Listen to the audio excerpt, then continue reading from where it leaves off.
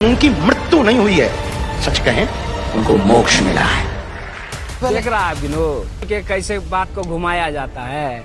नमस्कार दोस्तों, महाकुंभ के भगदड़ में जो लोग मरे थे उनके ऊपर धीरेन्द्र कृष्ण शास्त्री का बयान था कि वो लोग मरे नहीं है बल्कि उनका मोक्ष हुआ है। उनकी मृत्यु नहीं हुई है, सच कहें उनको मोक्ष मिला है। इसी बात को लेकर मीडिया द्वारा धीरेन्द्र कृष्ण शास्त्री से प्रश्न किया जाता है। देखिए, मोक्ष वाले कुंभ वाले बयान को निश्चित रूप से उल्टे रूप से उन्होंने सबने उसको लिया है। देखो देखो, छी छी छी, आंखें देखो, नीयत में खोट साफ नजर आता है कि हृदय में बहुत पीड़ा है, हमको बहुत ज्यादा दुख है और बहुत ज्यादा आत्मीय कष्ट है। हमारा मंतव्य बिल्कुल भी ये नहीं था, जो लोगों ने उसको समझा है हमारे बयान को पुनः सुना जाए। जिस बयान पर ये बवाल मचाया जा रहा, छोटी सी बात को काटकर वायरल किया जा रहा, जो हमें लगता उचित नहीं।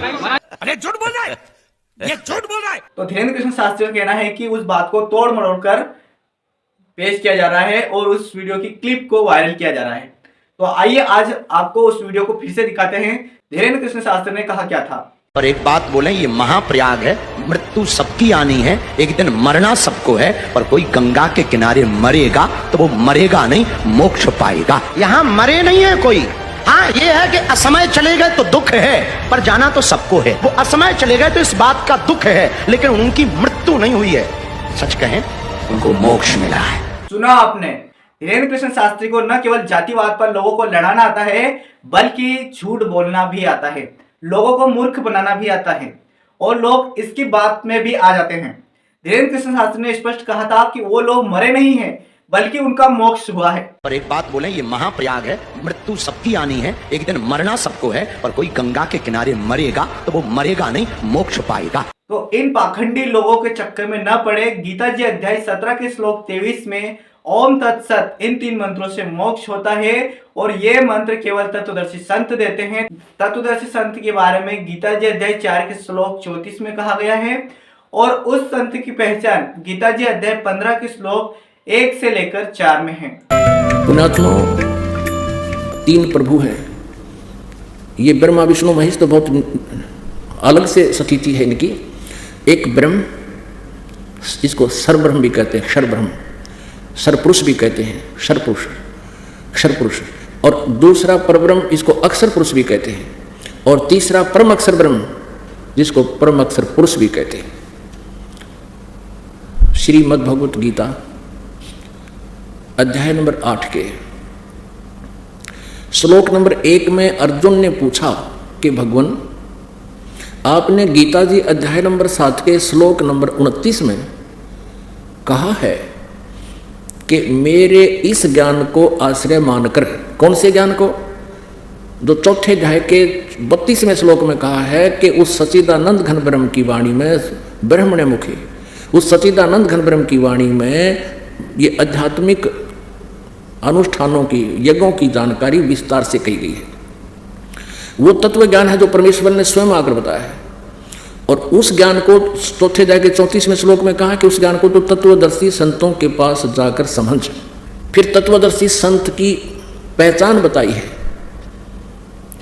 15वें अध्याय के प्रथम श्लोक में कि जो उल्टे लटके हुए संसार रूपी वृक्ष के सभी विभागों को, जड़ से लेकर तना, डार, पत्ते, शाखा क्या है, इनको विस्तार से बताएगा। स वेदविद, वो वेद के तात्पर्य के पहिए को जानने वाला है, वो तत्वदर्शी संत। तो 7वें अध्याय के 29वें श्लोक में गीता ज्ञानदाता कहता है कि मेरे आश्रित होकर, मेरे इस ज्ञान को आश्रय बनाकर जो तत्वदर्शी संतों से संबंधित हो जाते हैं, उनसे संपर्क कर लेते हैं, वो फिर उस सारे अध्यात्म ज्ञान से परिचित हो जाते हैं। वो तत्ब्रह्म से परिचित हैं, उसको जानते हैं। वो जो केवल फिर जरा और मरण से छुटकारे के लिए ही प्रयत्न करते हैं, किसी इस संसार की किसी और वस्तु की डिमांड नहीं करते हैं। अब गीता ज्ञानदाता कहता है 7वें अध्याय के 29वें श्लोक में कि मेरे इस ज्ञान को आश्रय बनाकर तत्वदर्शी संतों को जो खोज लेते हैं, वे जो जरा और मरण से छूटने के लिए, जरा माने बुढ़ापा, मरण माने मृत्यु, जरा और मरण, ये 2 ही सबसे खतरनाक इस मनुष्य के जीवन के अंदर ये 2 स्थिति है, स्टेज है। एक तो बुढ़ापा सबसे खतरनाक है और मरना कोई चाहता नहीं, या मृत्यु जबरदस्ती होगी। तो कहते जरा और मरण मोक्षाय माम आश्रित यत्न कीजिए, मेरे इस ज्ञान को आश्रय बनाकर जो जरा और मरण से छूटने के लिए प्रयत्न करते हैं, ते ब्रह्म तत्विदु, वो तत्व ब्रह्म से को जानते हैं और अखिल यानी सारे अध्यात्म को जानते हैं और कृष्णम और सारे इस कर्मों से परिचित हैं। कहने का भाव ये है, गीता ज्ञानदाता कहता है जो केवल जरा और मरण से छूटने का प्रयत्न करते हैं वे उस तत्व ब्रह्म को जानते हैं, सारे अध्यात्म ज्ञान से परिचित हैं और सब कर्मों से परिचित हैं। तो गीता ज्ञानदाता ने 8वें अध्याय के प्रथम श्लोक में पूछा कि किम तत्व ब्रह्म, वो तत्व ब्रह्म क्या है जिसको जानकर फिर जरा और मन से छूटने के लिए प्रयत्न करते हैं। गीता ज्ञानदाता ने 8वें अध्याय के और फिर 3रे श्लोक में कहा है गीता जी में कि वो परम अक्षर ब्रह्म है, वो गीता ज्ञानदाता से अन्य है। एक सरब्रह्म, उसको अक्षर पुरुष भी कहते हैं, एक अक्षर ब्रह्म, दूसरा उसको अक्षर पुरुष भी कहते हैं और पर ब्रह्म भी कहते हैं, और तीसरा परम अक्षर ब्रह्म, उसको परम अक्षर पुरुष भी कहते हैं, उसको सत्य पुरुष भी कहते हैं, जो वास्तव में अविनाशी है। अब श्रीमद् भगवत गीता अध्याय नंबर 15 के श्लोक नंबर 1 से 4 में निष्कर्ष है कि उल्टे लटके हुए संसार रूपी वृक्ष के सभी विभागों को जो बता देगा, स वेदविद, वो तत्वदर्शी संत है, वो वेद के तात्पर्य को जानने वाला। तो परमेश्वर कबीर जी ने 600 वर्ष पहले अपनी सच्चिदानंद घन ब्रह्म की वाणी में सूक्ष्म वेद में बताया, अक्षर पुरुष एक पेड़ है, निरंजन वा की डारे, तीनों देवा शाखा है, ये पात रूप संसार। ये देखिएगा, ये एक संसार रूपी उल्टा लटका हुआ वृक्ष जानो, जिसके ऊपर को जड़ है और नीचे को तीनों गुण रूपी शाखा है, रजगुण ब्रह्मा सतगुण विष्णु तमगुण शिव जी। ये संसार रूपी वृक्ष समझो। अब जो जमीन से बाहर दिखाई देता है उसको वृक्ष बोलते हैं।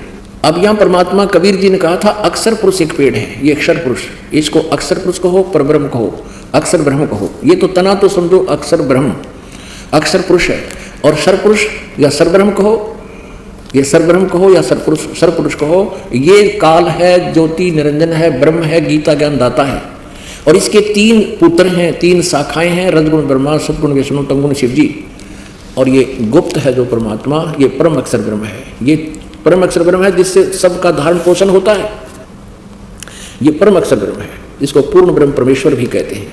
ये मूल है पूरे संसार रूपी वृक्ष की। तो अक्षर पुरुष एक पेड़ है, परमेश्वर कबीर जी ने बताया था अक्षर पुरुष एक पेड़ है, निरंजन वा की डार, और तीनों देवा शाखा है, पात रूप संसार। अब ये पूरा एक संसार रूपी वृक्ष है, और गीता अध्याय नंबर 15 के श्लोक नंबर 1 में कहा है कि जो इन उल्टा लटके संसार रूपी वृक्ष के सभी पत्तों से लेकर जड़ से लेकर पत्तों तक बता देगा, वो तत्वदर्शी संत है। ये पहचान बता दी। श्रीमद् भगवद गीता अध्याय नंबर 15 के श्लोक नंबर 1 से 4 का निष्कर्ष है कि जब तत्वदर्शी संत मिल जाए और वो ऐसे बताएगा, ये उसकी पहचान है। उसके पश्चात परमेश्वर के उस परम पद की खोज करनी चाहिए, जहां जाने के बाद फिर लौटकर कभी संसार में साधक नहीं आते, उनका पूर्ण मोक्ष हो जाता है। और जिस परमेश्वर ने सारे ब्रह्मांडों की रचना की है, अर्थात संसार रूपी वृक्ष की प्रवृत्ति जिससे विस्तार को प्राप्त हुई है, उसी की पूजा करनी चाहिए, गीता ज्ञानदाता दृढ़ता से कहता है। अपने विषय में गीता ज्ञानदाता अध्याय नंबर 4 के श्लोक नंबर 5 और 9 में, गीता जी अध्याय नंबर 2 के श्लोक नंबर 12 में, गीता जी अध्याय नंबर 10 के श्लोक नंबर 2 में खुद कहता है कि अर्जुन तेरे और मेरे बहुत जन्म हो चुके हैं, तू नहीं जानता मैं जानता हूं। और ये ना समझ के ये सभी सैनिक पहले नहीं थे, तू नहीं था या मैं नहीं था, अर्थात हम, तू, मैं और ये सब पहले भी जन्मे थे, आगे भी जन्मते रहेंगे। इससे सिद्ध है कि गीता ज्ञान दाता स्वयं ही नाशवान है, सरपुरुष है, तो इसके साधक भी नाशवान है। तो ये इसलिए कह रहा है कि तू सर्वभाव से उस परमेश्वर की शरण में जा, गीता जी अध्याय नंबर 18 के श्लोक नंबर 62 में, कि जिसकी कृपा से तू परम शांति को और सनातन परम धाम को, शाश्वतम स्थानम, उस कभी न नाश होने वाले उस स्थान सतलोक को, अविनाशी लोक को प्राप्त हो जाएगा। और वो परमेश्वर गीता ज्ञानदाता से अन्य है, परम अक्षर ब्रह्म है। तो आपसे हमारा निवेदन है, कृपया कर शास्त्रों का अध्ययन करें और इन नकली बाबाओं के चक्कर में न पड़े। धीरेन्द्र कृष्ण शास्त्री को आप इस विषय में क्या कहना चाहते हैं, कमेंट में जरूर बताइएगा। आज की वीडियो में बस इतना है।